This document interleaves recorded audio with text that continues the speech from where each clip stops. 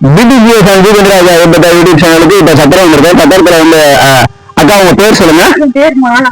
இப்படி முன்னாடி வந்தீங்க. உங்க பேர் மாலாங்களா? இவங்க பேர் மாலா. இப்ப இந்த கண்ணுக்குட்டி யாருக்கா ஊசி போட்டு உருவாக்குனது? நீங்க தான்ப்பா.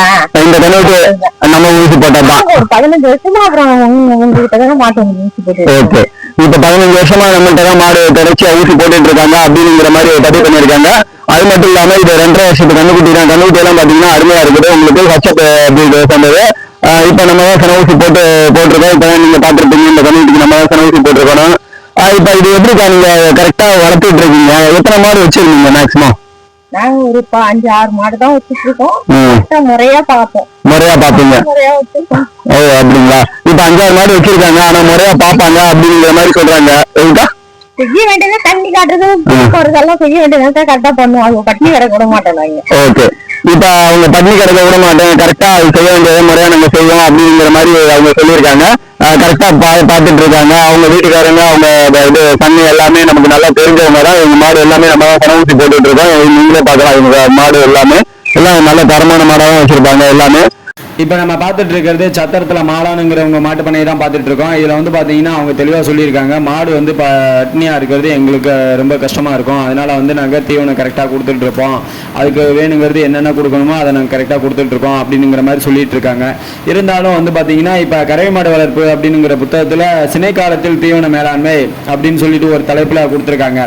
அதான் எப்படி கொடுத்துருக்காங்க அப்படின்னா, கன்றின் வளர்ச்சி தாயின் கருவறையில் இருக்கும் பொழுது தொடங்குவதால் ஆரோக்கியமான கன்றினை பெறுவதற்கு சிறந்த தீவன மேலாண்மை இன்றியமையதாகும். அது மட்டும் இல்லாம சினை காலத்தில் 7வது மாதத்தில் கன்றின் வளர்ச்சி துரிதம் அடைவதால் தாயின் தீவன தேவையும் அதிகரிக்கிறது. ஆகவே சினை மாட்டிற்கு நாளொன்றைக்கு 1.5 கிலோ கூடுதலாக அடர் தீவனமும் 15-20 கிலோ பசுந்தீவனமும் 5 கிலோ உலர் தீவனமும் அளித்து வர வேண்டும். இச்சமயங்களில் எளிதாக செரிக்கக்கூடிய புரதம் மற்றும் எரிச்சத்தி நிரம்பிய தீவனம் அளிக்க வேண்டும். உயிர்ச்சத்து ஏ, அயோடின், தாமிரச்சத்து மற்றும் மணிச்சத்து கலந்த தாதுக்கள் கன்றுகளின் வளர்ச்சிக்கு இன்றியமையதாகும் அப்படிங்கிற மாதிரி தெளிவாக கொடுத்துருக்காங்க. அது மட்டும் இல்லாம கறவையில் இருக்கும் சினை மாடுகள் கன்று ஈனுவதற்கு 2 மாதங்கள் இருக்கும் நிலையில் பால் கறத்தலை நிறுத்த வேண்டும். இவ்வாறு செய்வதால் அடுத்த கறவையில் கறவை திறன் பாதிக்காமல் பாலின் அளவு கூடுதலாக கிடைக்கும். சினை காலத்தில் 7 மாதம் வரை பாலின் அளவை பொறுத்து 1-2 வாரத்தில் படிப்படியாக கறவையை குறைக்க வேண்டும்.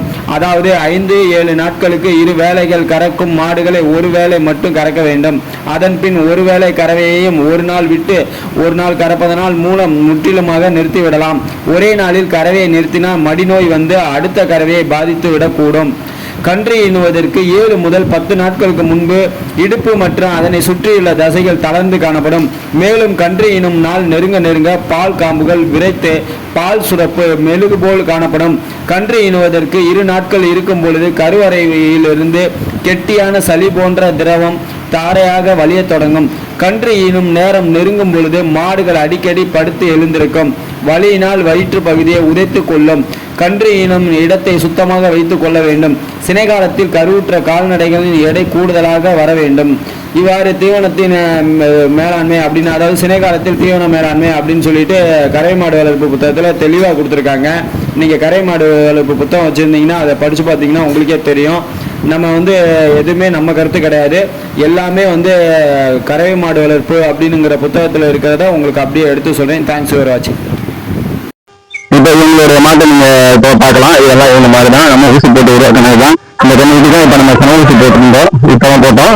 அது இதெல்லாம் வந்து நம்ம சன ஊசி போட்டு உருவாக்கினது. ஏன்னா நம்ம 15 வருஷமா இவங்க இதில் இருக்கோம். இங்கே ஒரு மாட்டை பாருங்க, இதுவும் நம்ம சன ஊசி போட்டு உருவாக்கின மாடு தான். நீங்களே மாட்டெல்லாம் பார்க்கலாம். இது எல்லாமே நம்ம போட்டு உருவாக்கின மாடு தான். நீங்களே பார்க்கலாம். இதெல்லாம் நம்ம சன ஊசி போட்டு உருவாக்கின மாதிரி தான் வச்ச மாடு. நல்லா இருக்கு, அருமையா. இப்போ இதை நாங்கள் யூடியூப்ல போட்டுக்கலாம் இல்லையா?